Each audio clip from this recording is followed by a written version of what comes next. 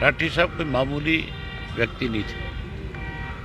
वो 2 दफा के विधायक थे, हमारी पार्टी के प्रदेश के अध्यक्ष थे और उसके साथ साथ जो एक्स एमएलए की एसोसिएशन है उसके अध्यक्ष थे।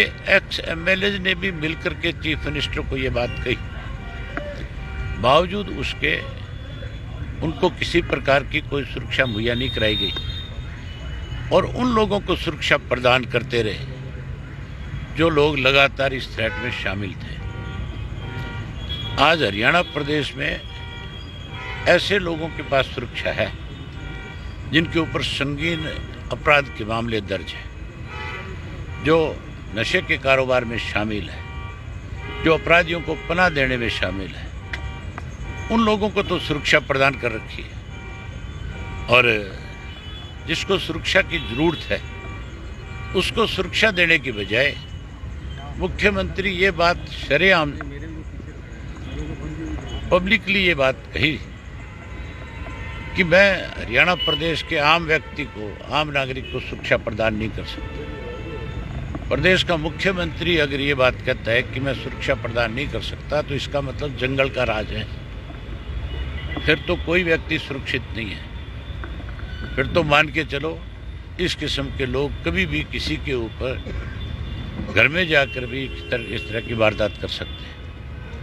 मैं इसके लिए पूर्ण रूप से सरकार को दोषी मानता हूँ, मुख्यमंत्री को दोषी मानता हूँ, जिसकी ये जिम्मेवारी बनती है कि कोई व्यक्ति अगर सुरक्षा की मांग करता है, अगर आपको लिखित रूप में देता है, आप उसकी जांच कराओ।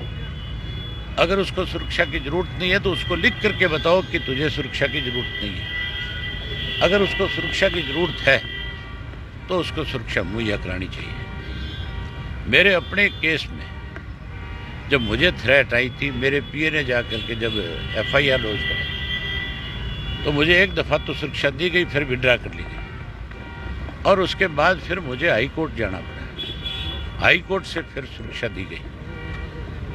आज बीजेपी का अगर प्रदेश का अध्यक्ष कहीं जाता है तो उसकी सुरक्षा में जहाँ डिस्ट्रिक्ट पुलिस लगाई जाती है वहीं उसके साथ 2 गाड़ियाँ परमानेंट सरकार की तरफ से दी हुई है। यहाँ का जिला का अध्यक्ष भी अगर कहीं जाता है तो उसके पास भी सुरक्षा है। कोई भाजपा का छोटा मोटा झंडा बांध करके कहता है मैं कार्य करता हूँ, अगर वो सुरक्षा मांगता है तो उसको भी प्रदान कर दी जाती है। 6000 से ज़्यादा कर्मचारी पुलिस के जो है अरे गहरे नत्थु खैरे लोगों की सुरक्षा में लगाए हुए हैं, जबकि जिन लोगों को जरूरत है आज उनको सुरक्षा नहीं है। इसी वजह से आज ये घटना घटी।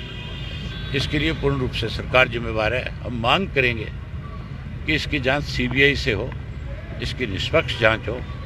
जो लोग दोषी है उनके खिलाफ तो कार्रवाई हो ही हो, उनको तो पकड़ा ही जाए। लेकिन जिन लोगों ने उनको सुरक्षा देने में आनाकानी करी है, जिन लोगों ने कहीं सरकारी दबाव में आकर के अपनी जिम्मेवारी को नहीं समझा, उन लोगों के खिलाफ भी कार्रवाई हो।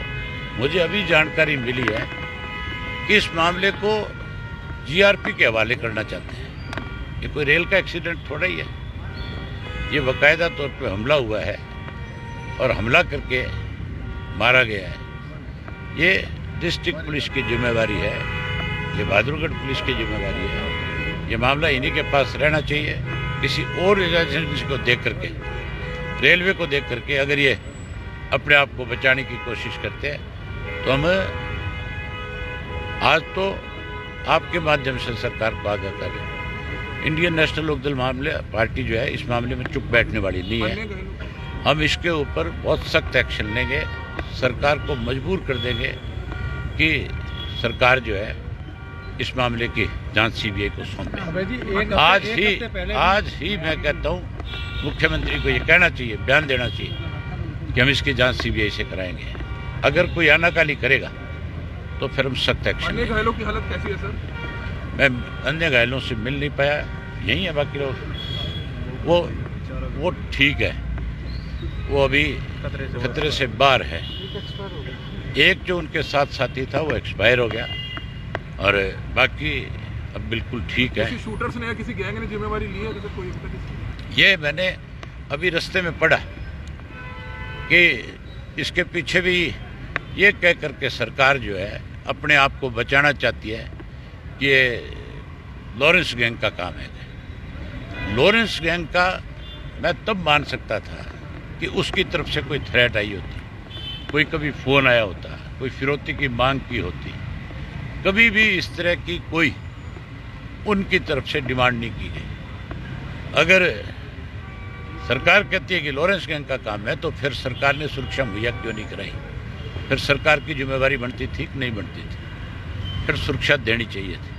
हैरानी की बात है तब सुरक्षा नहीं दी और अब मेरी ख्याल इतनी पुलिस फोर्स खड़ी कर देंगे कि जैसे पता नहीं सरकार कितनी बड़ी जिम्मेवारी अब ये ले रही है कि आगे से ऐसा नहीं होना।